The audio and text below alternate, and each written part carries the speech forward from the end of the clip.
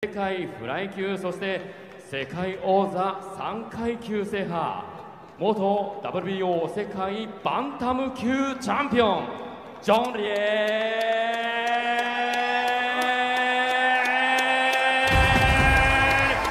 グアドロ・アラスーパースター、初めての日本にやってきました。元世界3階級制覇チャンピオン、In Osaka, Japan, here is KYONOSUKE KAMEDA!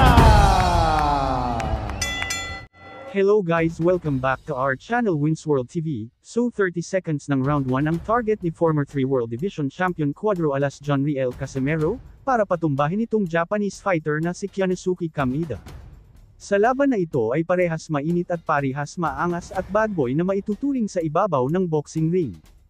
Isang nakakaabang na laban ito dahil parehas knockout ng round 1 ang kani-kanilang punt area. Ang lakas ni Quadro alas angas ng Pinas JOHNRIEL CASIMERO ay kumpleto na, at naging positibo ang resulta. Ang angas ng Pinas na si JOHNRIEL CASIMERO ay darating na sa bansang Japan para sukatin at subukan muli ang kanyang lakas ng kamao. Sa laban na ito ay susubukan muna ang lakas ni JOHNRIEL CASIMERO bago ito umakyat sa mas mataas na dibisyon.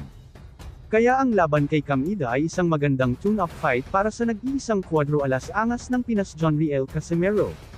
Kilala si Kameda na isang malakas na boksingero ngunit 2 beses na ito natatalo. Una ay kay Luis Neri at pangalawa ay kay Picasso na parehas malakas na boksingero na lumalaban sa featherweight division. Sa laban na ito, ay dito titingnan ni Kameda na kanyang promoter, kung dapat ba niyang bigyan si JOHNRIEL CASIMERO sa mga gustong niyang laban o hindi, kaya sa laban na ito ay isang napaka-importanteng magtagumpay si JOHNRIEL CASIMERO laban kay Kameda. Gusto rin ng promoter ni CASIMERO makita kung paano ang paghahanda ng team CASIMERO lalo na sa pagkuha ng tamang timbang, para mag-abayan niya ito, para mas lalong madisiplina at maging malakas lalo itong si CASIMERO. Dahil ang plano ng Kameda promotion ay bigyan si JOHNRIEL CASIMERO ng mga malalaking laban at gawing world champion muli sa larangan ng boxing sports. Ano sa tingin nyo guys, kakayanin kaya ni JOHNRIEL CASIMERO itong si Kameda patumbahin sa maikling round? Ngunit bago ang labanan JOHNRIEL CASIMERO vs Kameda, ay atin munang panoorin ang naging laban ni JOHNRIEL CASIMERO. Left hand! He's down! And he's gone! He's out! 捉えている。どうですか、パンチ前右。He's really throwing his punches. Oh, wow. Yes, that's a Wow!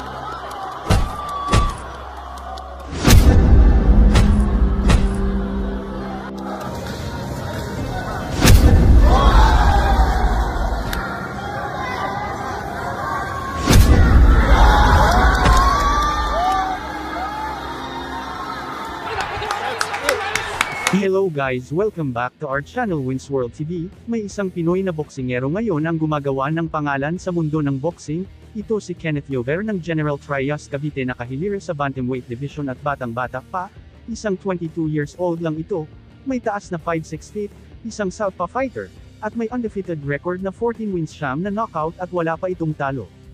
Ang lakas ng kamao ng batang ito, na tila malakas pa kay JOHNRIEL CASIMERO at Naoya Inoue, may potential na maging isang world champion in the future tulad ni Manny Pacquiao.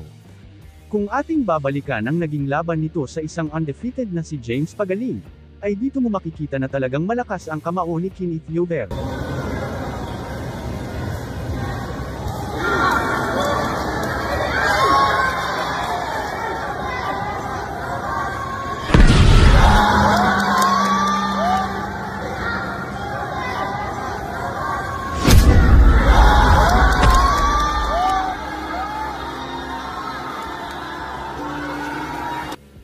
December 21, 2024, ay nagkaroon ng pagkakataon si Kenneth Yover na dumayo sa bansang Japan para sagupain sa ibabaw ng boxing ring itong Japanese fighter na si Tulio De Canarudo. Si Tulio De Canarudo ay may record na 8 wins, 4 na knockout, 2 draw at may 2 talo, habang ang pambato na si Kenneth Yover ay may record na 12 wins, 7 knockout, at wala pa itong bahid ng pagkatalo. Pag-aagawan nila ang Oriental and Boxing Federation Bantamweight entering title. Sa laban na ito ay halos nagulat ang lahat sa lakas ni Kenneth Yover, pagkatapos patumbahin at talonin nito si Tulio sa harapan ng kanyang kababayan sa maikli lamang na oras ng round 1. 決定戦12回戦です。オーソドックススタイル、黒いグローブ、黒いトランクス。こちらがデカナルド・トゥーリオ、左で飛び込んでいった赤いグローブ。こちらがケネス・ラバーです。長谷川さん、いきなりケネス・ラバー飛び込んでいきますね。やはりこうフィリピンの選手って本当にパンチ硬くて、どんどん思いっきり打ってきますから、この1ラウンド目は特にこう集中してディフェンスに回ってもいいのかなと思います。ただケネス・ラバーは右の手、右のフック、右のアッパーが得意と話していましたが、左もかなり重そうに見えますが、いかがですか？重そうですね。本当にフィリピンの選手はスパーリングでもそうし、僕試合もやってるんですけど、本当になんですかね、パンチ、拳が硬いというのか、だから右顔面捉えました。痛いパンチを打ってくるんですよね。左顔面を捉えている。どうでしょうか、パンチをもらい、右ダウンです。右でダウンです。デカナルド立ち上がった。まあちょっとダメージありますよ。レフリーストップ。ケネス・ラバーが勝ちました。まさかの1ラウンド TKO 勝利。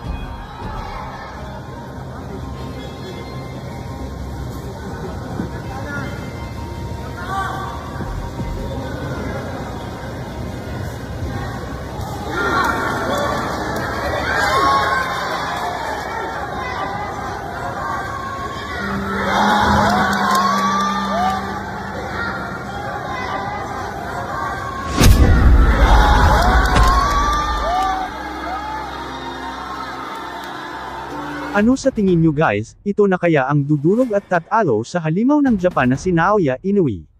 Just comment down below.